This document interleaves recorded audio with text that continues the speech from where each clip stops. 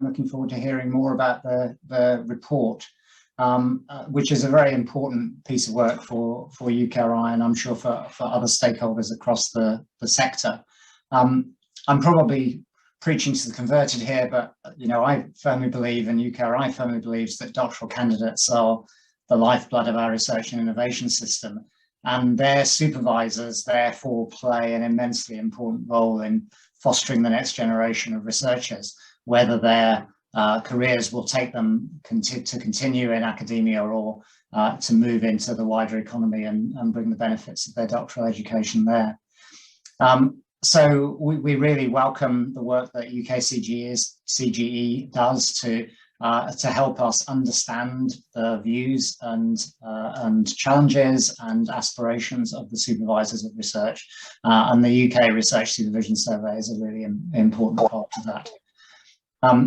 Today's report, is going to contribute to our evidence base for the work that we do on research culture more broadly, and also specifically for the work that was launched in the R&D People and Culture Strategy early in the year to examine a new deal for postgraduate research. And we'll be consulting widely on that and using all sorts of evidence, including the evidence in this report that's launched today.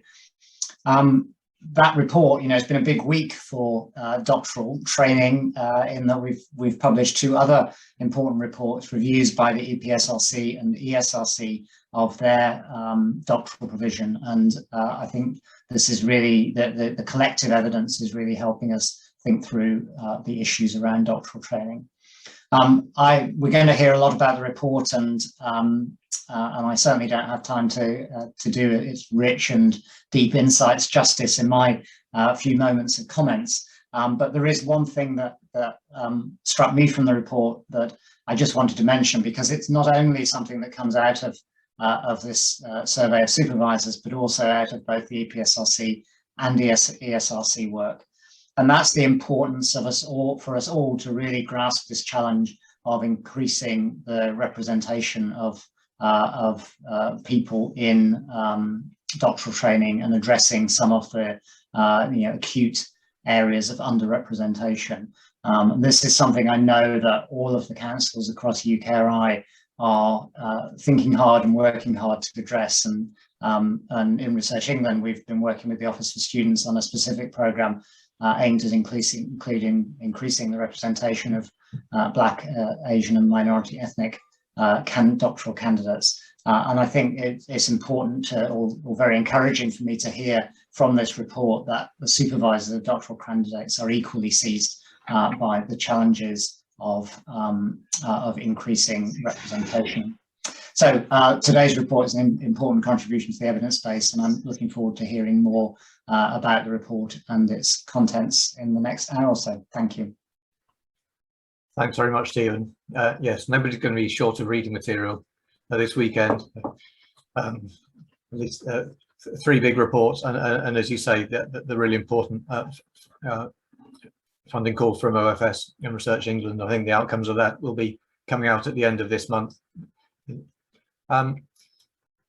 So next we're going to hear from Diego Baptista, Head of Research and Funding Equity at Wellcome Trust, on why UKRSS is important to Wellcome. Diego. Thanks, Doug. Can I just say strong agree for Stephen's words and then end it? No, I'll say a little bit of words. So yeah, obviously very pleased to see UKCGE's efforts to do this temperature check on postgraduate supervision in the UK, right? Who participates in supervising, who gets supervised, alongside how these interactions occur is really an integral part of a successful research culture and research to be done, right? You need to have good supervision if you want research to be done. Some of you might know me from Wellcome's research culture work, a Reimagine Research campaign, and many of the themes and findings that are presented in this report echo and expand on what we found in our own research on research culture. And I'm really happy that you've taken the time and effort to do a deep dive into supervision specifically. So in our report, we wrote, it was felt that, depending on an institution's interpretation of top-down policies, different metrics would be prioritized and pushed down onto individuals. Correspondingly, very little emphasis would be given to activities such as training or supervision, for which there are insufficient structures in place to measure performance. So I'm really happy this conversation is continuing to happen, and we need to keep pushing for this conversation to happen and for appropriate award to be given to people that are participating in these activities. I'm really grateful this report highlights, for the most part, how folks participating in supervision really enjoy it. They find it makes their own work better. They find it fulfilling. And so these people need to be rewarded appropriately for this work that they're doing. You know, of course, it's not a fully rosy picture. There are challenges around workload models for how thinly you might stretch people. And in particular, the support that supervisors will feel they get from their institutions around challenging conversations they'll have to have in these activities. I'm not surprised and certainly disheartened to read that a third of respondents didn't feel adequately supported when they needed to have particular interpersonal or intercultural skills to supervise doctoral candidates from diverse backgrounds. These issues just need to be continued to be discussed between funders, institutions, and kind of every part of our sector, and we need to come together and figure out solutions to align. Of course, I can't miss the opportunity to plug our own work at Wellcome that will try to push on some of these issues. So I'm happy to say that in 2 of our 3 new Open Mode Response Awards, we will directly ask applicants, tell us how you've developed others in your work. And this is where people can say, I have supervised doctoral candidates. These are the outcomes that these particular folks have had in my group, and this is how I did it. We're going to try to financially incentivize this through the grants that we give and hope this can push a little bit on that kind of system. It's just really important for funders to financially incentivize this as part of good research, right? So kudos to the team for hosting this event. I'm really looking forward to learning more about the report, and thank you very much for all your hard work you did to produce the report. Thanks very much, Diego. I'd like to reiterate that Wellcome's Reimagine Research report and study provided important underpinnings, and we're trying to triangulate with that, and you'll find mention of that in the full version of the report, which is now downloadable from the website. But don't worry, you don't need to do that. If you're in this meeting, you'll get emailed a copy of the full report. So sit back, relax, and enjoy the show. Next up, we've got our own Owen Gower, Director of UKCGE, wants to outline why we commissioned this report, and we'll tell some about the headline findings. So, Owen.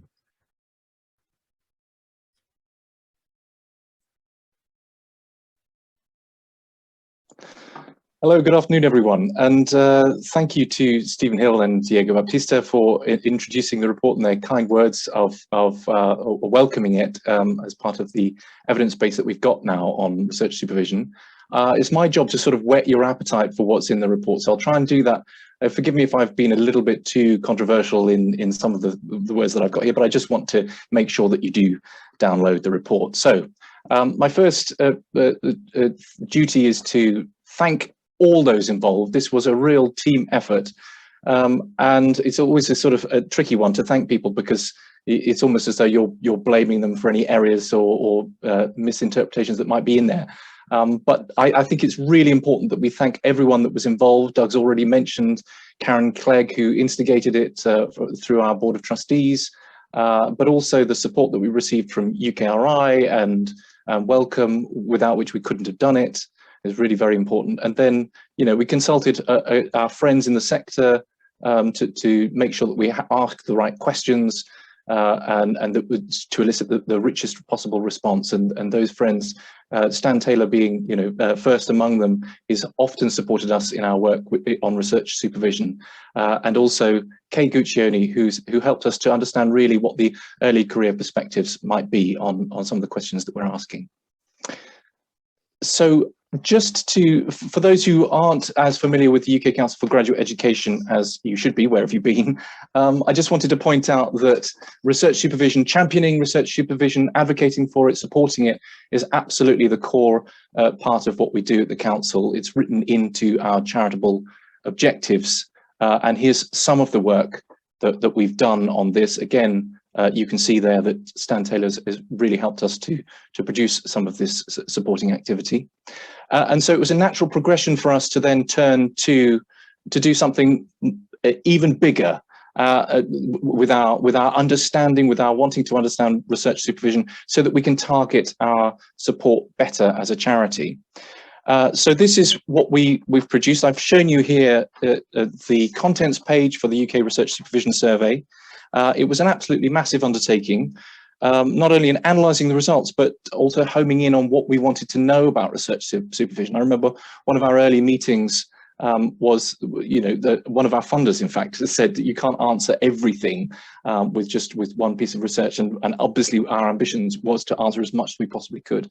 So here you'll see in this slide that we have 7 substantial thematic chapters covering a whole range of issues: recruitment, selection and funding, the supervisory practice, relationship with candidates, development and support, workload, recognition and reward, motivations and challenges, and then a chapter on the specific impact that COVID-19's had on doctoral supervision.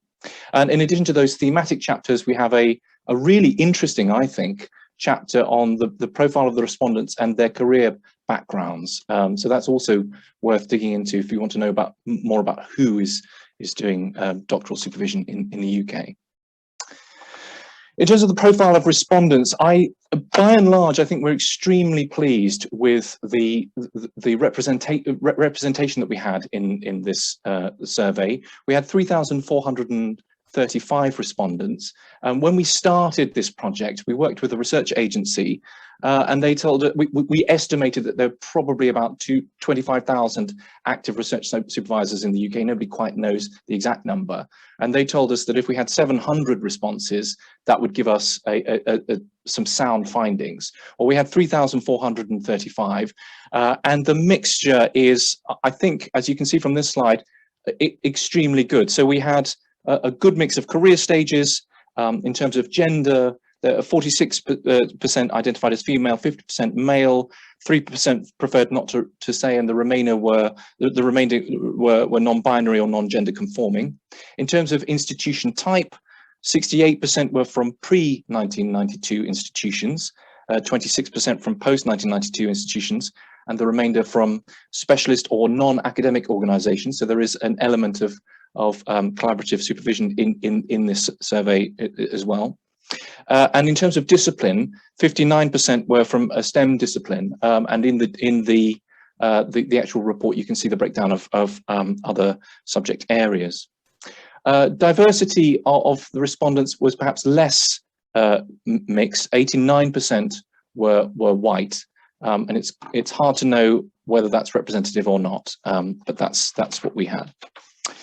So what I thought I would do in the remainder of my time is to really pose some questions that I think have been on people's minds about research supervision, and see how well the UK Research Supervision Survey report can answer those questions. Some of those questions I think have been around for quite a while, but they are, I'm quoting from the ESRC report that was published yesterday, and various other things. And I'm hoping that this will really give you a sense of what we've discovered from this report. But obviously, I'm just giving you a very partial snapshot, and to get the nuance and the full picture, you please do go back to the report itself. So here are some questions I think everyone will be thinking about in terms of research supervision, or some of them at any rate. Has supervision become more complex and demanding? Do those involved in research supervision really appreciate the wider issues that doctoral candidates face, including challenges to their mental health? How do time pressures affect supervisory relationships? Do research supervisors actually have an interest in non-academic career pathways, or are they just focused on the apprenticeship model of getting the doctoral candidates through into academic careers? What attitude do research supervisors have to professional development, training and public engagement for their doctoral candidates? Do institutions adequately recognise the work involved in providing effective research supervision? And then my final question just for this presentation is, do those involved in research supervision feel valued by those that they supervise? So what I propose to do in the time that I've got left is to go through these questions and look at some of the statistics and some of the testimonials that we got. and try and give some hint of an answer to them. So the first question is really about demands and complexity, and this quotation was introduced to us at the council by Professor Stan Taylor, and it's something that's on our mind quite regularly about the ways in which research supervision in recent years has become more challenging, more complex, and more demanding. And so part of what we had in the background of our minds when we designed this survey was to try and understand more about that detail. How has it become more demanding? So has it become more demanding?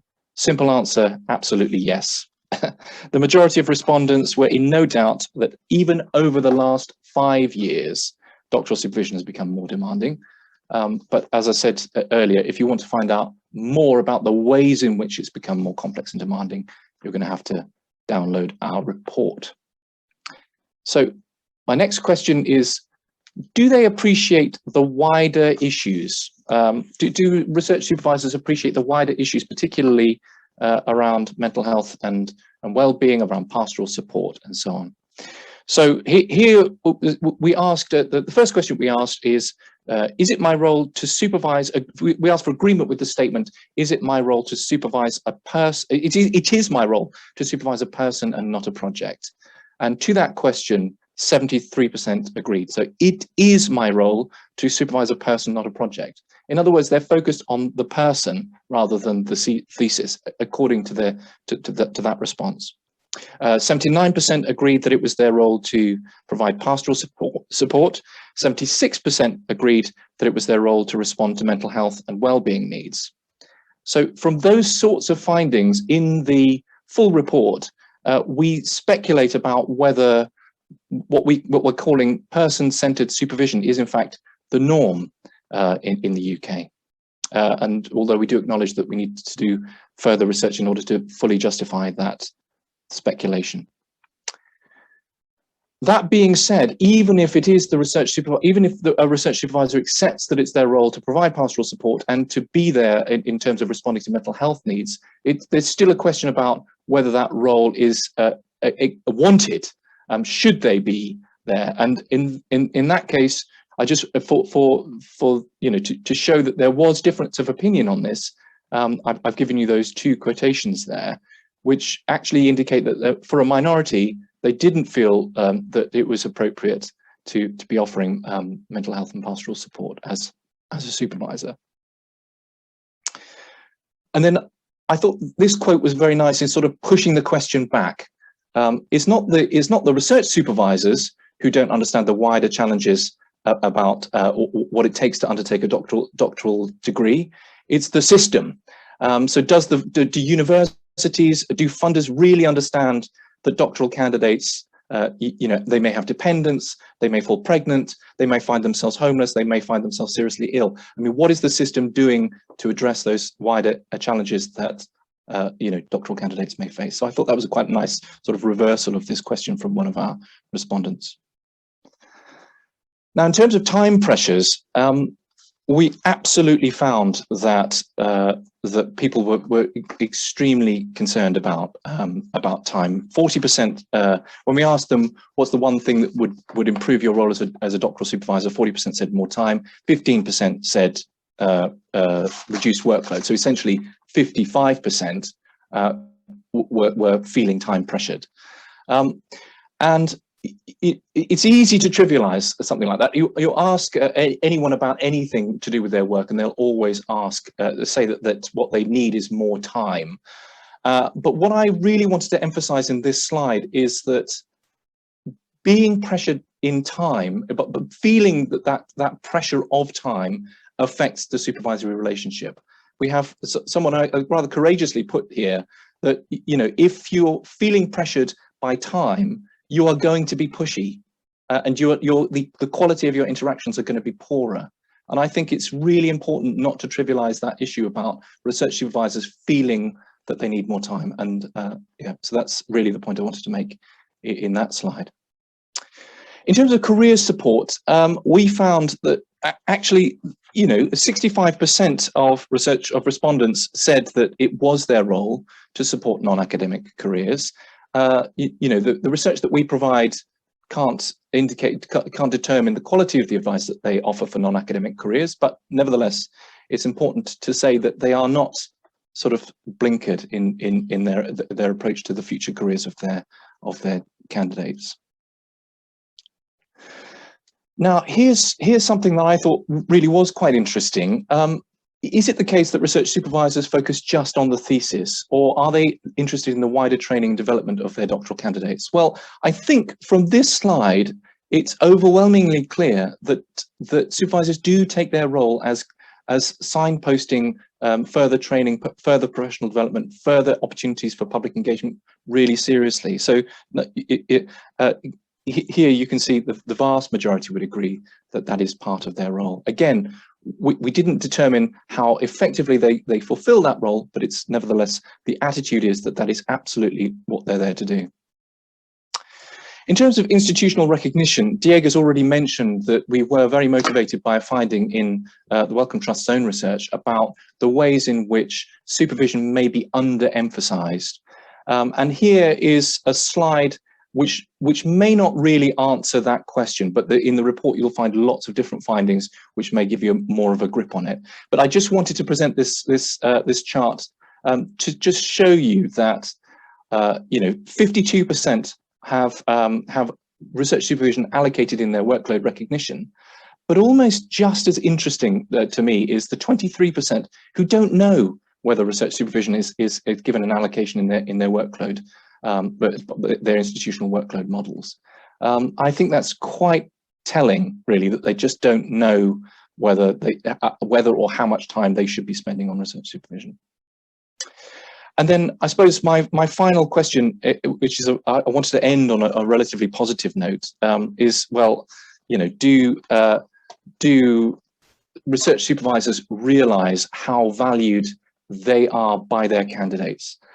We know that candidates do value their supervision from the prayers, which consistently gives it sort of 87% satisfaction rate.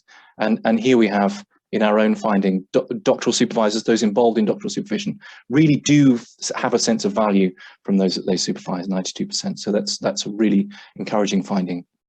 So for me, obviously everyone's will come to this information with their own questions, and we've tried to present the evidence and the information in as impartial a way as possible, so that you can draw your own conclusions and interpretations from it. But for me, here are my key takeaways.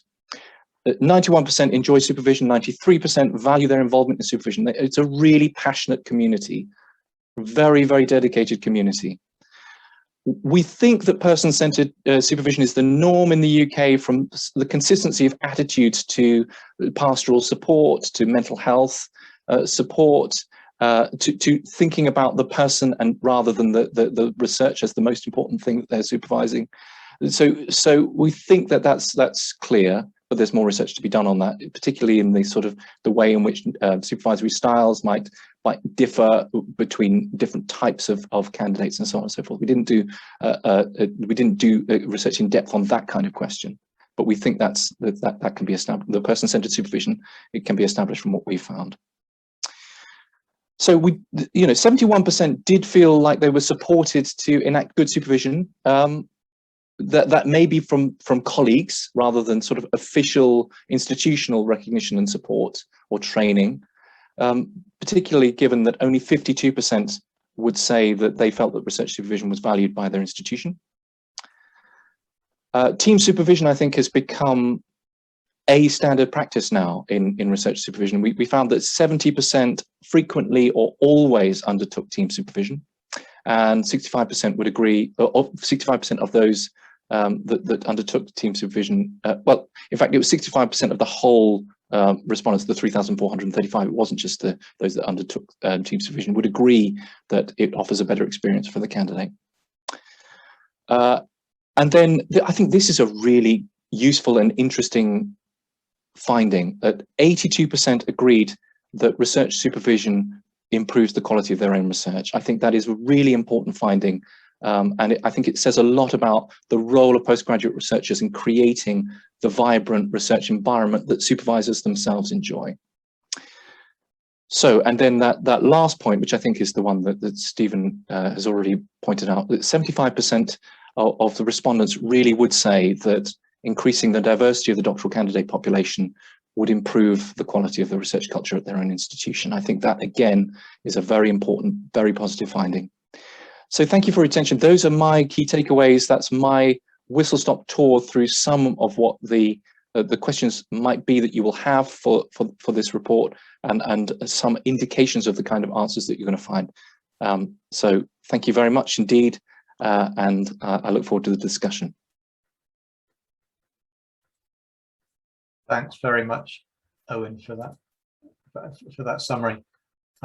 Just to reiterate everything that what you said there about the value that that research students, research candidates place in their supervisors, that's come through time after time. It's apparent in the PRES survey, which many of you will be aware of.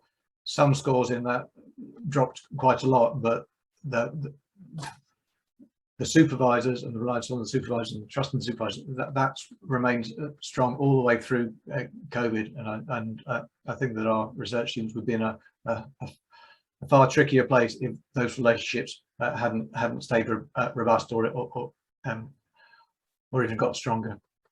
We're now going to go into a video portion of this session. We've got two videos, one from Karen Clegg at the University of York, and one from Gill Houston, former chair and vice chair of UKCGE. I can see that Karen has appeared on the Zoom. That's very reassuring. Karen was on a flight earlier today, so we weren't sure we should be able to make it in person, which is one reason for the recording. We're going to show these two videos back to back, so there's no gap in the middle with me talking. So hopefully Angus will be able to play those two videos, and I shall be quiet. Good afternoon, everybody, and thank you from me also for the great support that Wellcome Trust and UKRI have given to this project. I just couldn't have imagined less than a year ago that we would have the richness of data that we've got in this survey, and to have their backing is hugely important. It gives credibility within the sector to the work that we're doing, and aligns it very closely, and I think quite accurately, with the work that Wellcome are doing around research culture. So without further ado, let me give you the headlines, and it has been really difficult to select what we think are the headlines here, because of course the data will speak to different individuals and institutions in different ways. So hopefully what we can give you here are a snapshot of what we've got, and we can drill down over the next few months and years into the richness of the data. So I want to start then by just going back to the postgraduate researcher experience, because what we know about the student or researcher experience it is important in terms of situating it and providing a context for the supervisory experience. And it was that we felt was missing. We'd identified within the council, and for myself in working in this field at a grassroots level, that actually the data that we have around the student experience is far wider than that around supervision. So you can see here, and I won't read for you on every bullet point here, but importantly, 38% enjoy the intellectual challenge of the degree, and a large amount of those are satisfied with the degree of independence that they have. In terms of workload, and these are points that will come up again and again as we talk through the data, your typical student, according to the Nature survey, works about 47 hours a week, which is double that of the average undergraduate. And a fifth have a job alongside their PhD. So, there are many other commitments going on in the student experience space. A little bit more information here just to give ourselves a memory check. So 40% of these respondents, and there were 6,500 of them across the globe, 40% are studying away from their home country. That puts them in a certain position in terms of their experience. 80% of those believe a career in research can be lonely and isolating. 63% see their supervisor, according to them, for less than an hour a week. Approximately a third of them have sought help for anxiety or depression. And sadly, a quarter of them felt that they'd been bullied, and half of them, just below half, felt that they'd witnessed bullying. So it's a mixed bag, the student experience. So that there is that sense of well-being being problematic here, and mirrored with that sense of isolation, but also a great enjoyment in the research and loving what they're doing. So I want you to hold those thoughts and let's see how that plays out against the context of the supervisors. So if we look at the institutions, and if you're a dean or a director of a graduate school, then this is really for you. There was a sense in the Wellcome Trust review that there may appear to be insufficient support for practices and areas of research work, such as supervision, partly because they don't immediately translate, and we'll look in due course at that idea of a workload model there. Similarly, the second quote there felt that there was perhaps little emphasis given to those activities. So we've got this notion here in the literature of supervision being a kind of hidden activity, very much present in the minds of the supervisors and their supervisees, but perhaps not being so immediately obvious in terms of what's counted and what's measured and what comes into allocation models. So that's the backdrop, that's the context in which this work sits. Another couple of statistics here. So this is from Nature's survey around PhD supervision again. 28% agreed that their supervisor had a good awareness of support services and was able to direct them if necessary. 28% could signpost adequately, according to the students. Now, I'm just going to leave that with you. I'm going to leave that hanging. Here are the results then. Let's find out a little bit more about what our supervisors have said, and we are hugely grateful to all of the supervisors right across the sector that responded to this. It was a fantastic response. So what is the survey about? Well, we wanted to explore very much who's doing the supervising. Are they individual members of staff? Are they in teams? Are they experienced academics? Are they early career researchers and postdocs and associates, etc.? And what role are professional support staff, I suppose like myself, who support supervision and research students, what role are those people playing in this activity? How do supervisors perceive and approach their responsibilities? How are they feeling about these activities? And what training, support, reward and recognition is given to supervisors by their institutions, and I suppose within the UK and beyond. We wanted to explore what motivates supervisors and what are the perceived barriers to being a really effective supervisor. What could we do differently if we're going to learn from this? And also in the current context, of course, what are the challenges? Whether supervision is becoming a more difficult activity, and what impact has COVID had on that? Has it totally changed things? And for many of you watching, I'm sure you'll think, well, yes, of course, in many ways, not least the online element of it. So you can see we've had just short of 3,500 usable responses. There was a bigger number, but they were in some ways incomplete, and so this is the usable number that we have right across 158 UK institutions, which is a fantastic result and covers all of the mission groups. So that's the Russell Group 1992 million plus, and the Alliance Group. You'll know who you are and recognise which institution you're in. There were also 21 fantastic people who agreed to take part in focus group, and that really enabled the richness, the differences between disciplines to come through, and to dig down a little bit deeper into some of the data that we've got, where we really wanted to sort of push it a little bit and make sure that we were confident in the data that we're showing you now. So let's start on a high, and this really is a positive picture.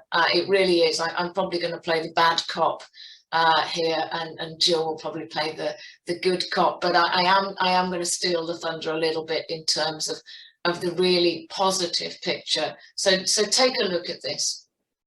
91% enjoy supervision, and 72% of them are motivated by the desire to engage, train and nurture the next generation of researchers. Couldn't ask for better than that. Well, we could, I suppose. Could ask for 99%, but you know, that's a really very positive picture. What a great result. And 82% agree that being a research supervisor improves the quality of my own research. Now, I don't know how many people have cogitated on that question before, but in the focus groups, it was really interesting to hear that some people, suddenly began to say, you know what, I never thought about it in those terms, but it really does. You know, it helps me think about the next steps, what I'm doing, the methodological approaches I'm taking. It absolutely enhances my own research. And 71% felt supported to enact good supervision and address issues in practice. So there's a level of confidence in their own competence here that's being reported. And I won't read the quotes to you, but you can see a set of examples there of the magnitude of enjoyment that goes on, and the passion and the enthusiasm behind supervision as an activity. And sit that against the people and culture strategy and roadmap, then I hope that the government and policymakers, if you're listening, this is a really positive picture. If the UK is going to maintain its position as a world leader in higher education and doctoral education in particular, then there's a level of confidence and enjoyment here that should be nurtured and supported. Challenges then, it's not all rosy. There are things that we could do differently, both at individual institution level and perhaps as a sector. And I'm going to talk you through those now. Workload. We asked a question about what was the one single thing that could make your work as a supervisor better, and without a shadow of a doubt, the resounding response was more time. Just give me more time to do this properly. Only 52% of the respondees felt that there was a formal workload allocation, and 23% were unsure, didn't know if that existed at all. A third reported lack of time and high workload as the biggest challenge to them. 71% felt doctoral supervision had become more demanding over the last 5 years. 5 years, not 18 months. So there is this sense of 3/4 of our respondents, and this was corroborated in the focus groups, that the task of being a supervisor was much more difficult. And there were many reasons for that, which we'll pick up as we go. But of course, they include the demand and the roles, the widening of scope of the role of supervision, the different modes, the different mediums and types of doctoral programs, the range of candidates that come through, their personal circumstances, well-being. You can carry on in your own head as we go here, but this idea of being pulled in all directions, and I don't have time to do anything properly. It's not possible to do things quickly and properly where doctoral supervision is concerned. It requires higher level and more nuanced interpersonal skills. And I think if there are quality concerns here, if that's being compromised. Well-being, forgive me for flicking over slides then. I feel quite emotional about this. I kind of kick-started this and was delighted that the council supported it, but I actually feel quite emotional about it. This is big stuff. Supervisors, as well as the students, are feeling isolated. You know, it can be lonely. They're the only port of call sometimes, or it can feel like they are the one person that, you know, the lifeboat in the storm that a student is hanging on to, if you'll excuse the kind of stormy metaphor.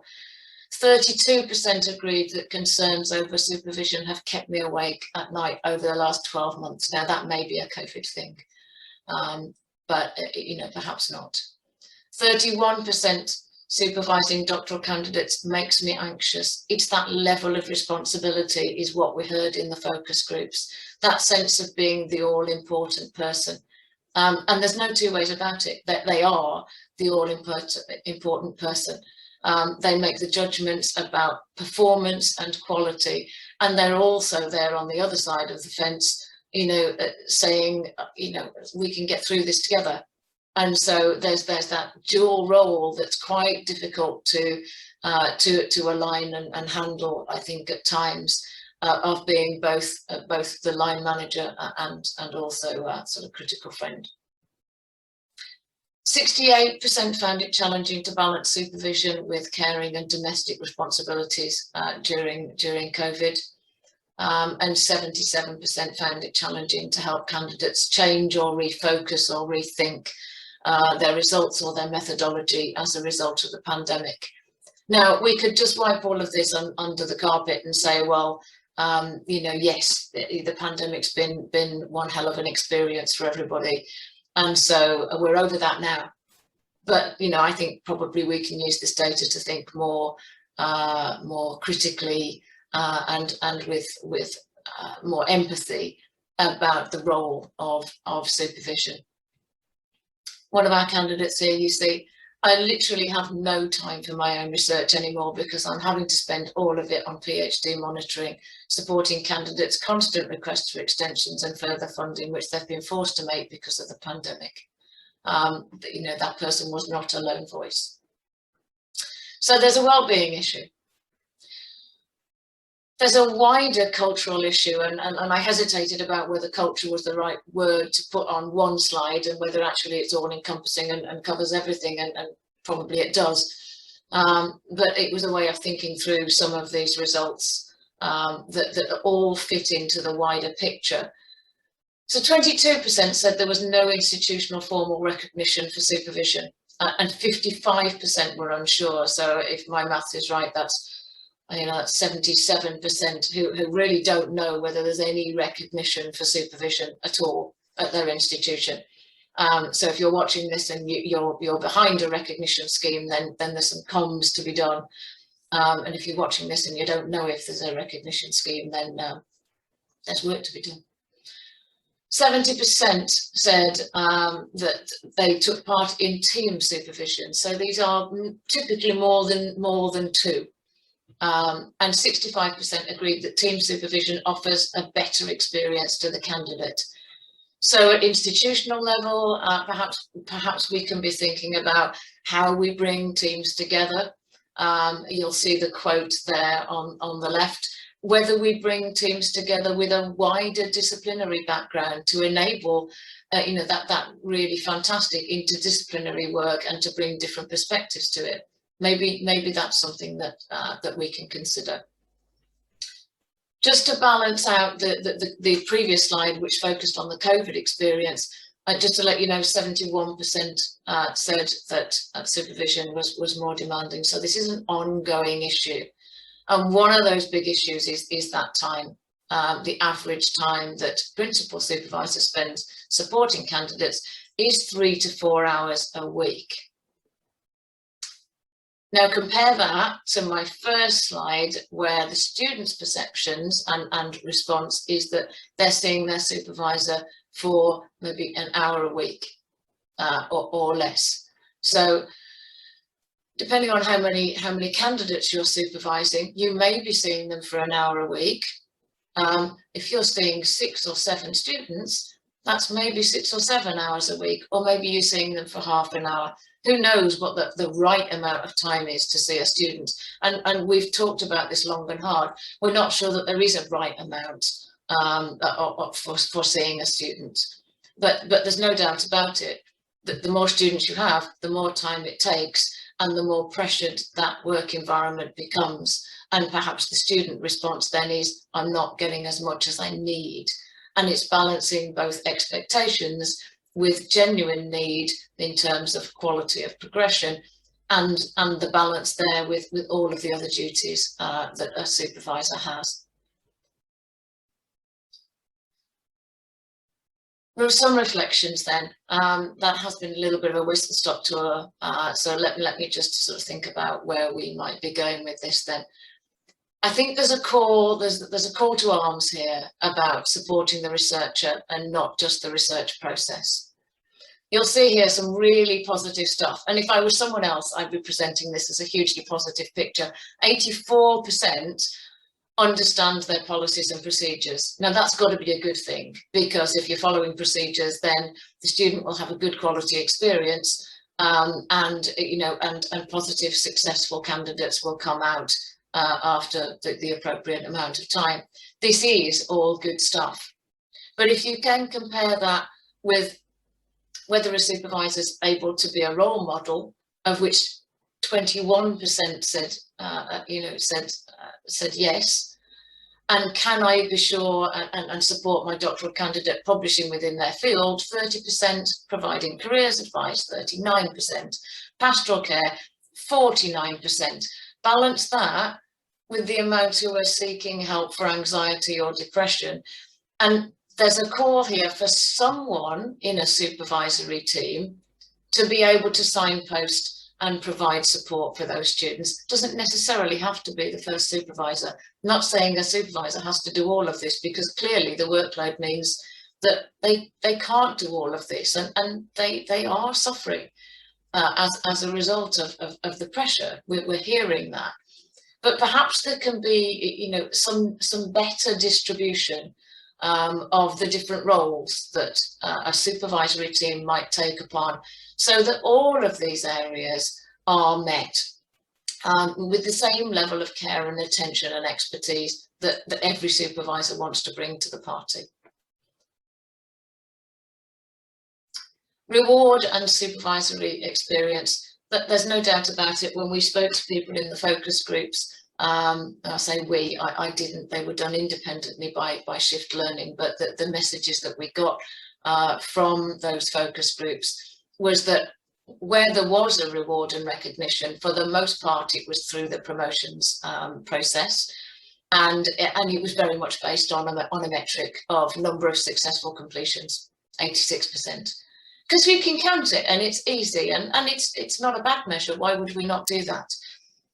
But there are other measures as well. There are more nuanced measures about, the time spent, the pastoral care, the experience that the student's having, where they're going on to, the careers. And I've seen some lovely online profiles of supervisors who have said, here's what my students are doing now. Here's where they've gone on to, here's the success that they're having, and really celebrating and, taking some credit for that, quite rightly, because they were part of that journey. But I think more importantly, because they are super proud of supporting that next generation of researchers, which is where we started.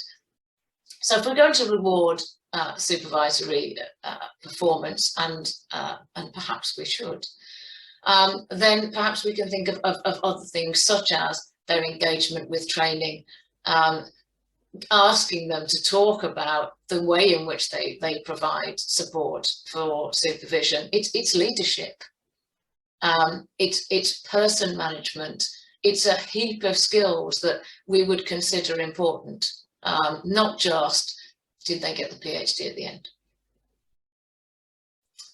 In terms of enhancing supervisory practice then, so what can we do differently?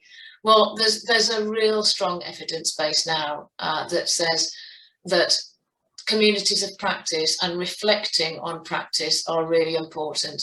And from what we're seeing, many of the training schemes and programs that are on offer at institutions, and they are increasing, don't provide so much opportunity for that sharing of practice with their colleagues.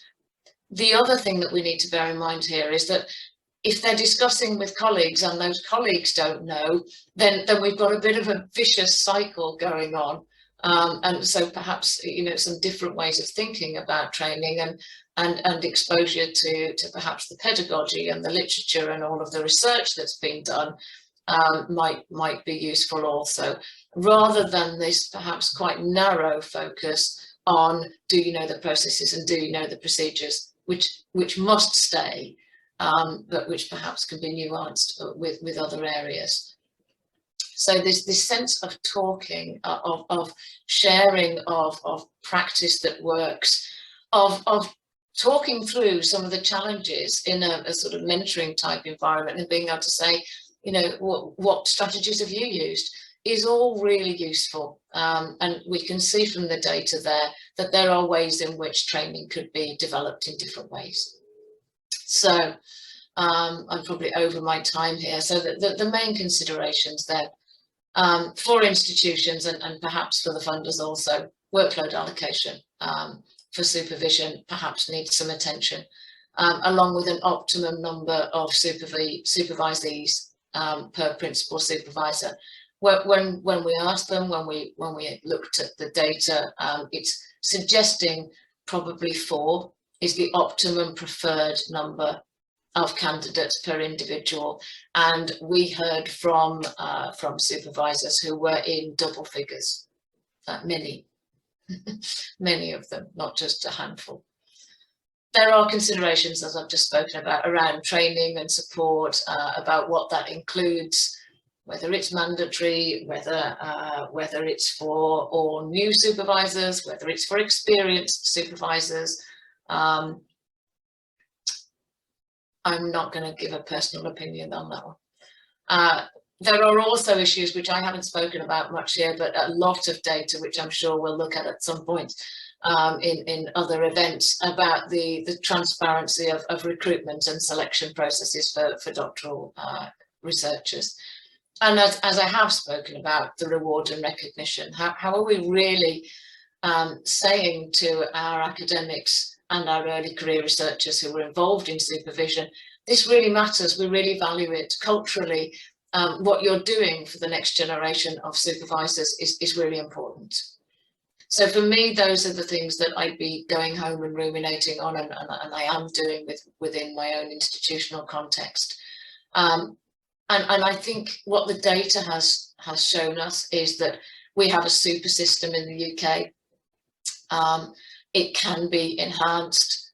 It's creaking a little bit under pressure, and perhaps we can be working together as communities of practice in our own different groups, and collectively to think about how we use this data to move things on. Thank you so much for listening. It's been an absolute pleasure, and I'm delighted to be part of this. I think this is just the start. I'm very much looking forward to questions. Thank you. Hello everyone. I'm delighted to be able to join you virtually this afternoon, both in a recording and in person. I'm going to talk briefly about 3 aspects of the concept of value in the context of doctoral supervision, and how our survey outcomes shed light on this. The slides contain some statistics and also some highly relevant quotations from focus group participants, and both the slides and the script will be available after the session today.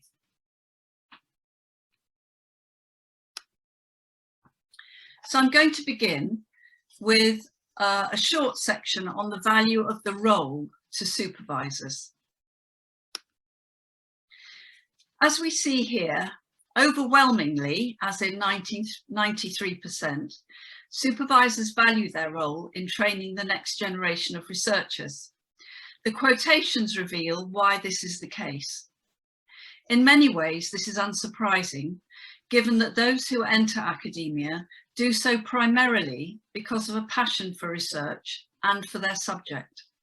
However, once established, especially if on a traditional academic pathway, as in research, teaching and academic citizenship, rather than teaching only or research only roles, most academics also appreciate their interaction with learners at all levels and that the learning is often two-way.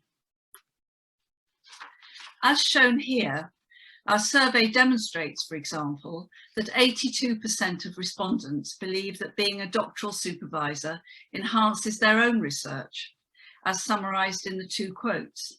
Again, this is unsurprising, since teaching doctoral candidates is a highly educational experience. It keeps you updated with the subject and the literature, particularly abreast of how your subject is evolving, and including any interdisciplinary developments. I'm now going to turn to the value of colleagues and other resources in enhancing supervision practice.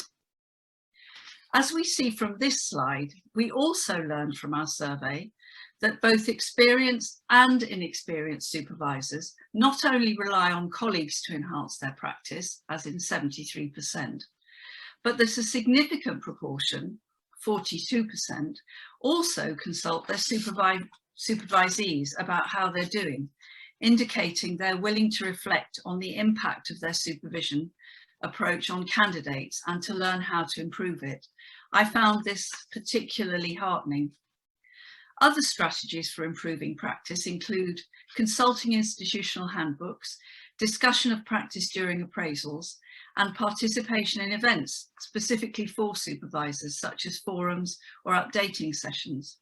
And 24%, as in a quarter of our respondents, said they engage with scholarly literature around supervision. I think these are all great signs. One reason why institutional training may not always be effective is that approaches to supervision need to take account of the discipline as well as the needs of individual supervisees. And often colleagues in the same school or department can help with the specifics in such a way as to improve the candidate's knowledge and understanding in a particular topic area. The survey made clear how much supervisors value this subject-specific input from more experienced colleagues, as the quotations in this slide show. Finally, I'm going to focus on how important supervisors are to academic institutions. As we see from this slide, and in more detail in the report, comments concerning promotion and support, including training, suggest that institutional support for supervision and supervisors themselves is patchy. Around half of those who completed the survey could seek recognition for effective supervision through institutional awards, yet some feel that it is invidious to reward some individuals over others fulfilling the same role, especially given the individuality of each supervisor-supervisee relationship, which often reflects the extent to which the candidate is progressing or not, and any problems being encountered in the project, which may be an excellent and worthwhile but challenging topic to research.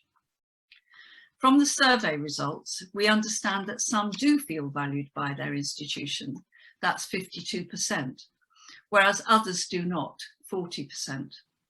This may be an area for exploration in future surveys. For example, does the feeling of being valued or undervalued emanate from the school department level or from further up the institutional hierarchy? The quotations here are revealing, for example, suggesting that grant income and publications are prioritised and how supervision is factored into workload models. Based on our institutional experience, doctoral supervision may appear an undervalued role in UK universities, given that it involves the need for intellectual excellence and agility, pastoral care and empathy, knowing when to guide a supervisee to seek help elsewhere, changing your approach in response to needs of individual candidates and in response to each supervisee's development, and many other qualities such as teaching, ethical research approaches, etc. And given that supervisors are both training the next generation of academics, critical to the sustainability of our universities, and supporting candidates to pursue any number of career paths, many unrelated to their discipline, perhaps one of the most important messages emerging from the survey is that the value of supervisors and supervision deserves more recognition. This could manifest itself in a variety of ways, including improved support, especially for supervisors' workload, for example, giving them more recognition for time spent supervising, and mental health, as well as financial reward. To sum up, we hope the survey will raise awareness of universities and sponsors of doctoral candidates about how critical the role of supervision is in sustaining research and training high quality thinkers in all walks of life. Thank you for listening.